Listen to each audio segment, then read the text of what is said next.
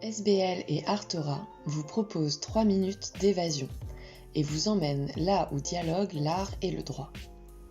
Aujourd'hui, nous parlons de l'affaire de l'oiseau opposant le sculpteur Constantin Brancusi à l'État américain.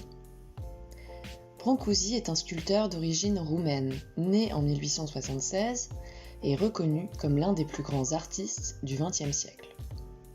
Son travail, poétique et minimal, frôle en permanence les limites de l'abstraction, dont il est un des pionniers dans le domaine de la sculpture. Entre 1909 et 1925, il crée les thèmes majeurs de son œuvre, colonne, oiseau, baiser, qu'il viendra ensuite décliner en de multiples variations.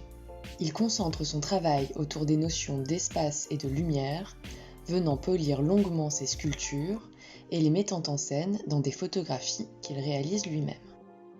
En 1927 s'ouvre le procès de Brancusi contre l'État américain. L'enjeu du litige, une pièce en bronze dont l'identification laissait les autorités perplexes. Pour certains, cette forme mince et fuselée, d'1,35 m de hauteur à la surface lisse et polie, était un objet manufacturé dont on ignorait toutefois l'utilité. Pour d'autres, il s'agissait d'une œuvre d'art, ayant sa place dans les plus grands musées. Quelle différence! Les droits de douane, l'œuvre qui n'était alors pas considérée comme telle, venant d'être lourdement taxée à l'importation. Se pose alors une question centrale.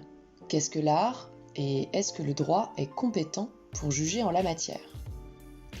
La loi précisait à l'époque que pour obtenir le statut d'œuvre d'art, les sculptures devaient être taillées ou modelées à l'imitation de modèles naturels, être originales et avoir été produites uniquement par des sculpteurs professionnels. Si ces considérations, au regard de la notoriété actuelle de Brancusi, peuvent faire sourire, l'issue des débats était beaucoup moins certaine en 1927.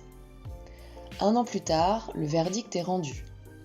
Le juge reconnaît qu'une école d'art dite moderne s'est développée, dont les tenants tentent de représenter des idées abstraites plutôt que d'imiter des objets naturels. Que nous soyons ou non en sympathie avec ces idées d'avant-garde et les écoles qui les incarnent, nous estimons que leur existence comme leur influence sur le monde de l'art sont des faits que les tribunaux reconnaissent et doivent prendre en compte.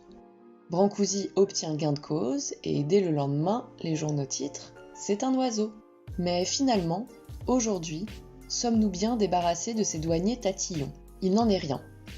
En 2011, la Commission européenne, contre l'avis d'un tribunal britannique, considère que des œuvres de Bill Viola et de Dan Flavin, deux artistes contemporains collectionnés par les plus grands musées du monde, ne sont pas de l'art. La raison?